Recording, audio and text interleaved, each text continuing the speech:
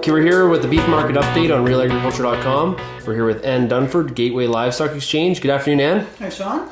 Okay, Ann, let's talk a bit about sentiment in the beef market. How are people? What is the outlook?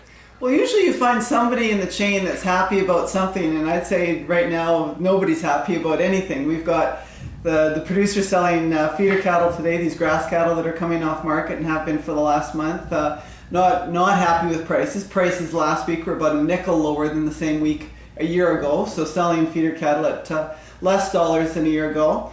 You've got the cattle feeder that's purchasing these cattle that doesn't have the ability at this point to hedge those cattle or lock in any kind of a profit, so he's buying them on a bit of an expectation, hoping the markets are going to come. Maybe they will, maybe they won't, but it's a question mark, so he's kind of uncertain about how many numbers he wants to roll with. So it's kind of an interesting scenario. We've got really the buyer and the seller both not really happy, not really confident, not feeling strong about prices that we've got today and where this market's going in the short run between now and early part of next year. So where do you, I guess, where do we see these higher, or, it depends which side of the fence you're on, in terms of you think the feeder prices are high or not. But these, based on the fact that the feed yard can't hedge the cattle, why do we have this sort of optimistic outlook?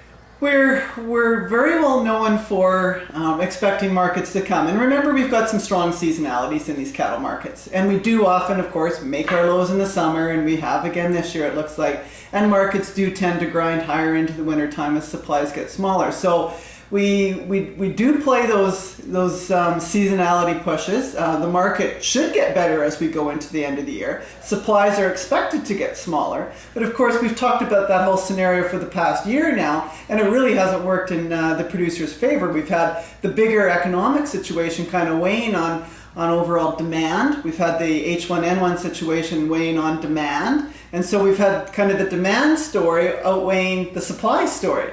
So, but it does look like, as we go back into the feeder market in the fall of 2009, that as buyers, we're prepared to take one more chance. I think things are going to get better. I think the recession's coming to an end. I think we're going to see demand smarten up as we get into 2010, and so therefore I'll put some cattle in the pen. So again, we often will buy the come in the market. You'd think that after time that would maybe change, but it looks like on this yearling run that's still going to be the play. So are you seeing this year's play on a changing market is mostly a bet on where feed prices are going? I think so. I think there seems to be a pretty strong sentiment with what we're seeing happen in the U.S. corn market, with conditions that we've got currently today. And remember, we've got a smaller supply of both hogs and cattle. So even though we've got maybe what we'll define as a smaller barley crop, obviously, we're going to have a smaller demand for it coming from the livestock sector anyways. So we've got a situation where right now it feels like we've got, from a North American perspective, a pretty big feed grain situation occurring. And so the spec is that we're going to see prices decline, especially into harvest anyways. So that's kind of the play that, because really I don't think anybody's out there specking on the dollar at this point in time. We're in the low 90, 91 cent area here today. There's lots of talk still out there that if the US dollar continues to run into weakness, I know it's strengthened here in the last couple of days, but longer term it still looks like it's on a downtrend, and that of course will push the Canadian higher. So don't think anybody's making a spec or a play on the Canadian dollar. So I think kind of the really only other fly in the ointment, if you will, again, is the feed grain situation. And I think maybe we should just make a comment that we've talked a little bit about the sentiment here in Canada. But what's the sentiment? What's something that's different so far this fall from last fall? And it's the lack of the U.S. order, the lack of the U.S. feeder buyer.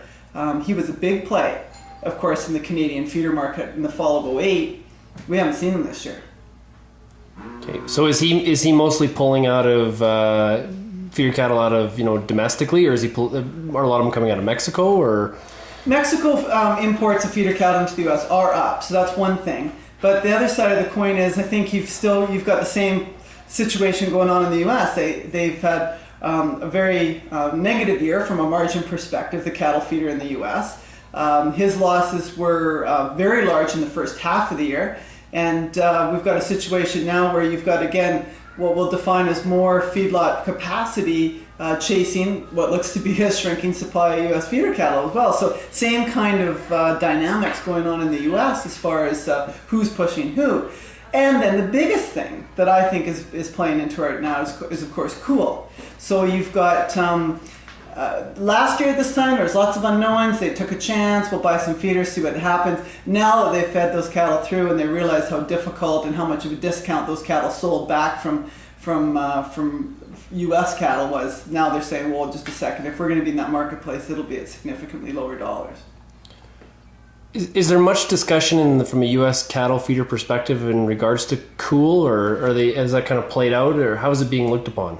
Well, I think if you were a cattle feeder that had become accustomed over the last few years in some of the key areas, Nebraska, of course, was one of the larger states that took a lot of Canadian feeder cattle to help fill those feedlot spaces and pens and help make the U.S. cattle feeder as efficient and competitive as you could be. And Washington State was another area, and of course into Colorado. Those would be the three key states that really did attract and had purchased a lot of Canadian feeder cattle over the last few years.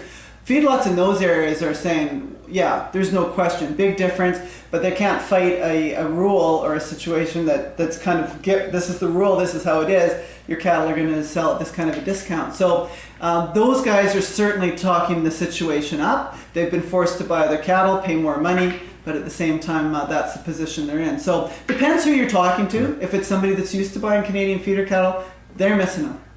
And so the reason for Canada's export of feeder cattle being down is not because of cool. It's basically financially it doesn't pencil out, because if it was because of cool, we would see Mexico down as well, and they're in fact up.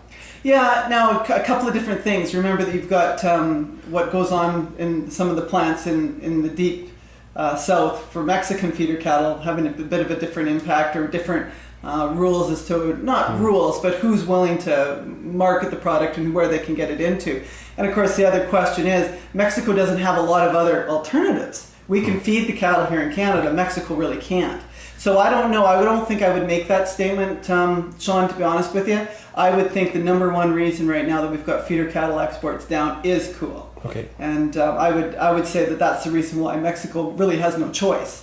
They have to export into that discount market. Here in Western Canada, there is another choice. And when we've got a feed crop like it looks like we're going to have, we'll feed them here in Western Canada. So over the next 2 weeks, fat cattle market pricing? Grinding higher. We need to get through we've got a Labor Day holiday coming up, short kills, get through that, get kids back to school, get some of those visa bills paid from school supplies and all the rest of it. And then I think you're going to start to see an improvement in demand, grind these prices a little bit higher. Don't see big jumps coming overnight, but I think the market grinds higher. Thanks a lot, Ann. Okay, you're welcome. For more information on Ann Dunford and Gateway Livestock Exchange, go to gatewaylivestockexchange.com.